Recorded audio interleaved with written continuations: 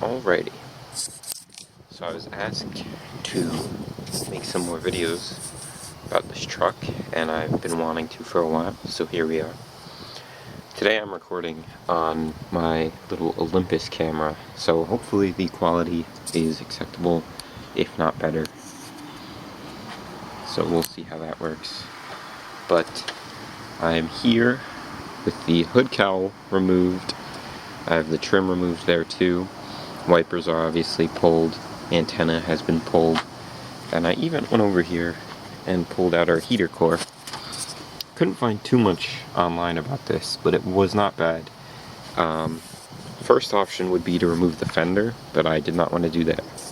So I actually went ahead and reached in there, and there's two bolts that come through. One will be right up here, the other one down there.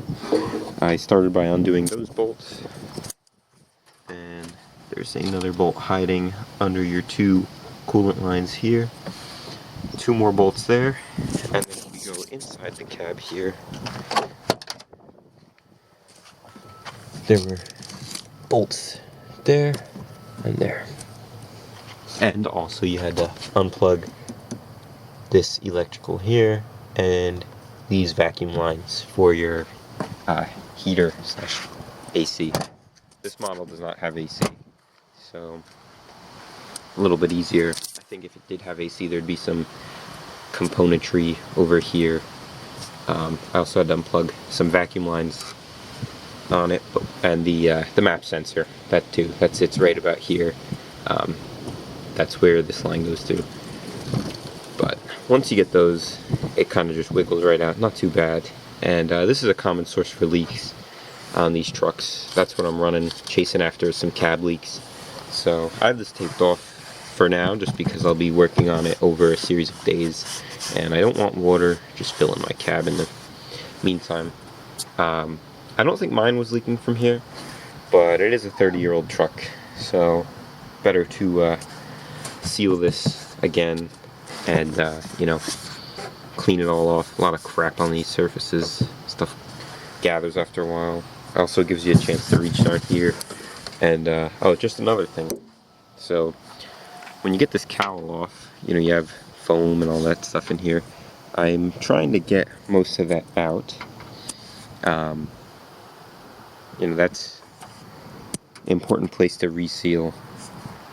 But, oh, so you can reach down at the bottom here. I didn't find any info about this either. There's a plug that you can pull if you're having water sitting there. If I go over to my driver's side here, there was loads of water just pooling all down in there. And I was able to fill it up with a hose actually all the way up to the mark here. And in turn that would cause water to start filling up my track here, which is not what we want. So we're going to be resealing all that with some seam filler and caulk and whatever I can figure out. But I think it's these lines here that are my problem. But yeah, there are plugs down in here. So if you undo your fender well lining and you come in here, I don't know if I'll be able to get this on camera. Let's see how well we can see that. There's a plug in there.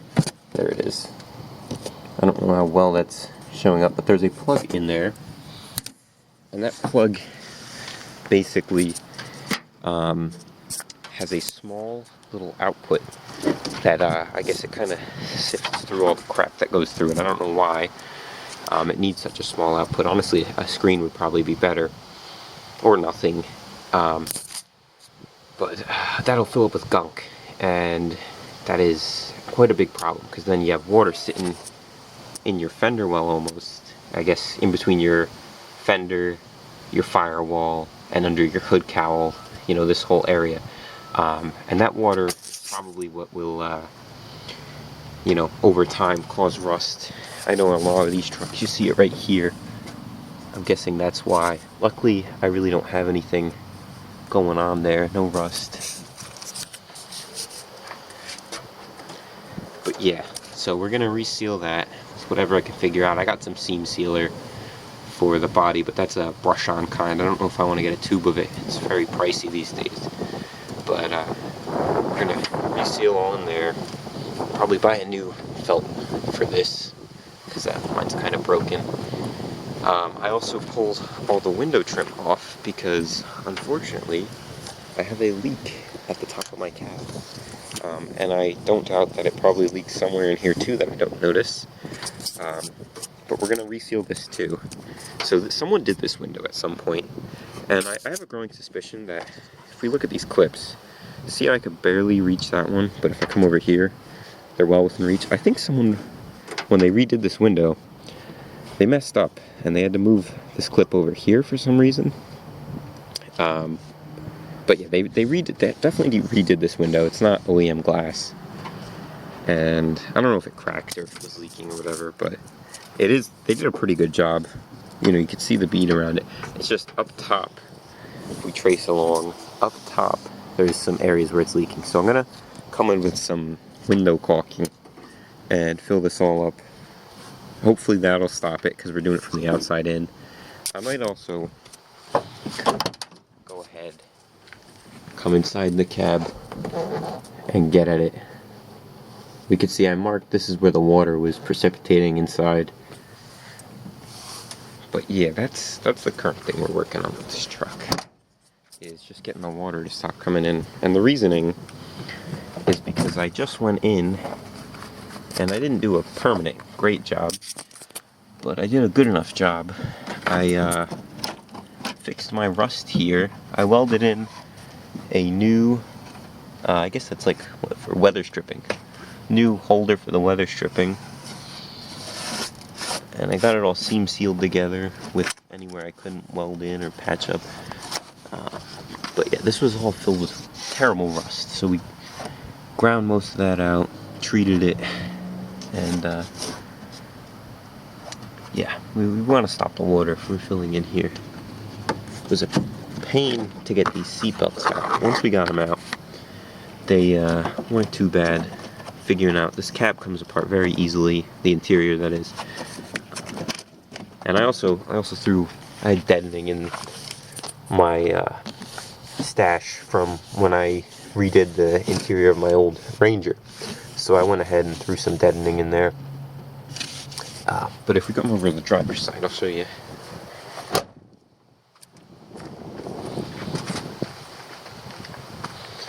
All the way over here. Did a similar thing, except this side we actually had to fix. There were some holes in the floor. You can see there's a patch plate goes all along here, and you can see where there's material missing. Same thing though, that is just a thin piece of sheet metal. I think I did 16th gauge or 16 gauge sheet metal for both the strip here and the patch. And I mean, it doesn't come out great, but it's better than holes in your floor. And yeah, hopefully it should keep the water out, or from, you know, water in, I guess technically, but yeah, did that. I also, actually see this, threw this kind of material in there to cover up the deadening, because I don't want to see that. And you can see it runs, you know, I did it all back behind the cab here. You can hear the difference, so it is quiet. This truck was always quiet. It has a factory exhaust on it still. But that's where we were at. It was runs and drives good. I replaced, to get it running and driving, we replaced the ECM over there with an aftermarket one. That top bolt was stripped out, had to drill that out. That's a self-tapper. Probably another source for a cab leak if we come over here, because I had to cut the old one out, so I had to get a new one of these from the junkyard, new gasket. Probably gonna pull this out and throw some caulk around it and then sink it back in. Another place where I know for sure it's coming in, if I get down here, you could see at that hood latch cable, it is a little torn up. Definitely getting some rainwater in there. But beyond that, I think that's that's gonna solve all my issues of water coming in at the front. I am getting a little bit of water sometimes in this area down here and just dripping. I found drops on the on like the trim of the seat here, so I wasn't sure if that was coming in from the top. It seems like, you know, the door seal sits fine. I'm wondering maybe if it's the rain, what do you call that, drip rail up here could be leaking in the A-pillar somehow. Well, I guess not somehow, there's a seam there, so maybe we'll have to reseal that with some seam sealer. Probably won't look great, but I'd rather it be watertight than look great. But yeah, that should fix my problems of water getting in up front. So the whole reason we started with this hood cowl and all that is this motor's bad. So we're gonna replace the wiper motor while we're in here. I have a new one of those, comes with the gasket and everything, but just a total can of worms.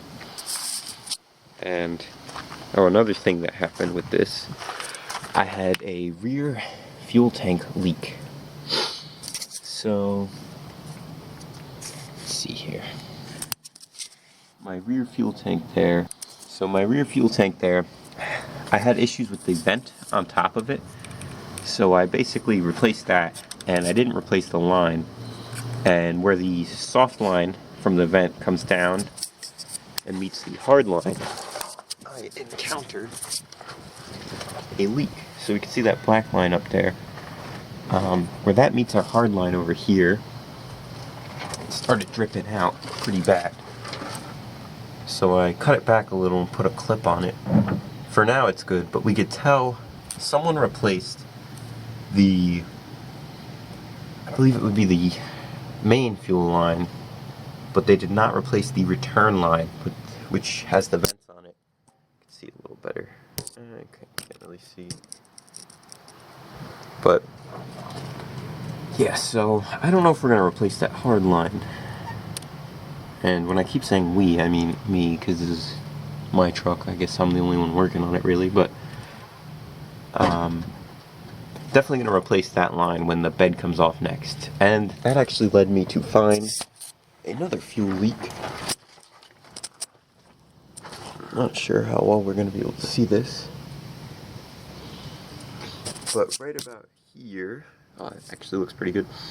There's a junction between the returns, or the vents, on the front and rear tank, and the main hard line out. And it looks like the front tank, a soft line, is leaking at that junction. So I'm just gonna pull all that and redo them when I pop this bed off again. It'll be loads of fun. This will be like the 4th or 5th time I've had the bed off recently. Because of course I had issues filling the rear tank, as these trucks always do, so I pulled the bed off, saw what I could do with that. Did not get anywhere. But yeah, I did U-joints, both U-joints, so nice solid, no clunk. Well, there is a clunk, the rear is a little loose, but it's not the U-joints anymore, so we're good there. Did some crappy exhaust work to keep this thing from slapping around, being so loose. Rotate over, you can see the factory cat, all that. Original exhaust, quiet as could be for an inline 6. Doesn't sound great, but it's quiet. And the underside of the bed is pretty damn good too. So yeah, let me get out from under here. We also have the regular Ford rust. This whole patch here needs to be cut out and replaced. Definitely a bigger project for a different day. Eventually, you know, it's cold now, so I don't mind having a can of worms like this open. It's not too big of a deal. Come in here, run some beads of caulk, some seam sealer, you know, clean up the rust, clean up the metal every now and then, slap it back together whenever. But I do want to take, next summer I'm thinking, take the front clip off entirely, so go ahead and pull this fender, pull the front bumper, pull my radiator and the support and clean everything up better. I've been working on cleaning up the engine bay a bit.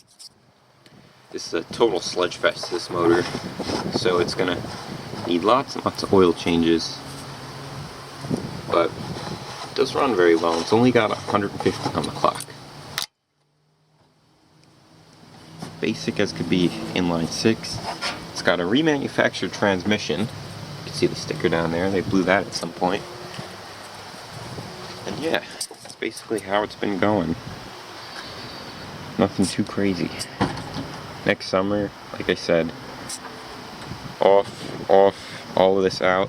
You could see if we look down in there, I don't know how well, where is it? You could kind of tell. The radiator support, as usual, is completely toast, especially on this side. So that has to get replaced or fixed. I'm thinking I might be able to fix it, cut out some of that. I don't know how complex the shape is, but we'll see. When it comes out next summer, we'll cut it out, cut it up, and maybe tack some sheet steel to it and see what we can do. I don't know if anyone else has worked on fixing them or if you just replace them. But yeah, it's going along well. The other issue that I've encountered with this truck is it burns through gas like there's no tomorrow. I mean, obviously we have the 2 fuel leaks, so those are contributing. One of them's fixed now, so only one of them is contributing, but it's still running rich. I get the running rich code, I think it's 173. This O2 sensor is detecting it's running rich, and at first I didn't believe it, but then I refueled and I realized I was getting 7 miles per gallon, which isn't great, but it's not like this thing's, you know, hauling anything or under extreme load. I'm driving it like a regular person, so I'd at least expect at least double that, or in the neighborhood of, but we gotta tackle that. I'm thinking it's, where is he? This guy, engine coolant temperature sensor, or he's somewhere else. There's another one somewhere in here. I can't remember correctly. There's a air intake temperature sensor. Thinking those guys, because they control the temp, how the computer likes to you know, cut the fuel trim, and they don't affect your gauge on the dash, so it could be one of those and I could not even know. They could be bad. But yeah, it's also dialed in very well. I don't think it's the timing. We set it with a light. I replaced the distributor when I first got it because I thought that might be why it was running like crap, but it was not. It was the ECM. So new distributor on it, new wires, new plugs. Fouled the old ones because it was just dumping gas in the motor because of the faulty ECM. Yeah, I don't know if there's much else that I've done to it. I mean, I'm sure I'll think of something, come back and we'll talk about it, but also, I'll pop in a clip. I know I have one somewhere, this thing running. I'm not going to start it now because we have no map sensor and everything's ripped apart. But I'll throw that in there.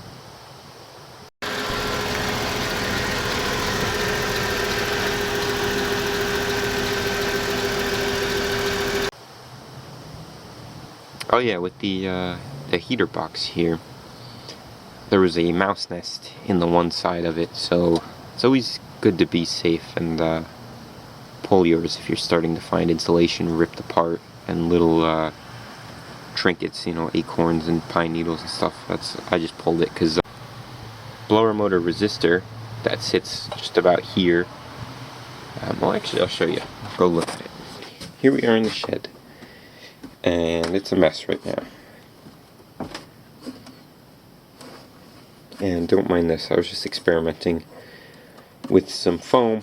I think I'm gonna go with a different solution. I don't like how this looks, especially I was trying to compare it to the height. The old foam, I think we're gonna get something thicker. It feels very nice. The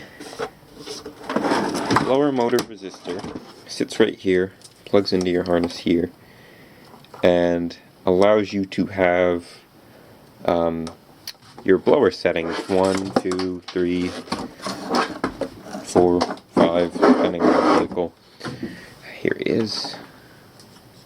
So he's got different sizes springs, resistor there. These basically allow you to choose how fast the blower's, going by throwing some load or resistance on it. It goes right there. You don't want pine needles and leaves and crap like that sitting around this, because these get glowing hot,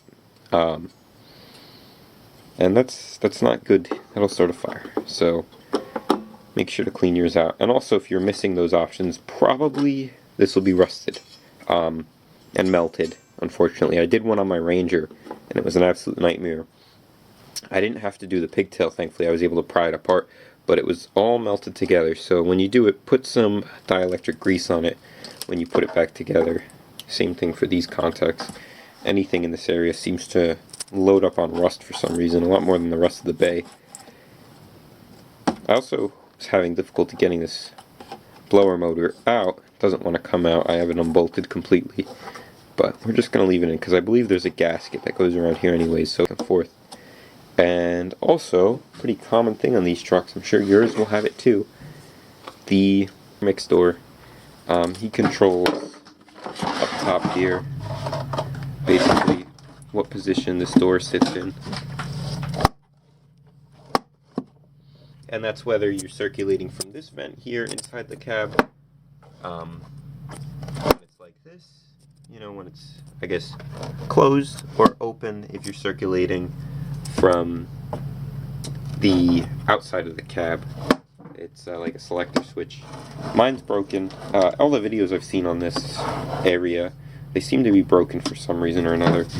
But, make sure you plug off the line here if you're not going to fix it, because I'm not fixing it. I don't have the line. So, if you're in a similar boat to me and you're chasing leaks on this thing, I don't know if I'd go the same route I'm going exactly, but at the very least, check your windows seal, check your cab seals, your fender wells, and your, basically any instruments or devices you could find on the inside and outside of your firewall, because those are all spots that water's going to be able to get in. Any seams, really, and, reseal them. So hopefully, over the next week or two, I will have all these seals redone, and I can slap it all back together and start driving it again. Well, at least drive it to my buddy's lift, get the bed off, and maybe we'll take a video redoing the tank line here. So it's just about here. My first fuel tank, front fuel tank. Redo the soft line on that. Should be able to keep the old hard lines. And I also have to pull the hanger here. There you go. You get to see my mud flaps that came with it. Yosemite Sam. The spare tire hanger here is stuck because I cannot get the bolts off. They are spinning in their J-clips. So we got to tack weld those in and get those on. But it'll be fun. Not really. It'll be interesting. It'll be different. And maybe it'll even be better. We can only hope. But that's pretty much it for this truck today. Wanted to just show it off, or at least show what's going on. Maybe if I remember, we'll take some videos of me actually doing this stuff so you can see how it's done, but feel free to ask questions. I'm not a mechanic, so once again, all my advice should be taken lightly, but I am someone who likes to mess with their crappy truck on their weekends. So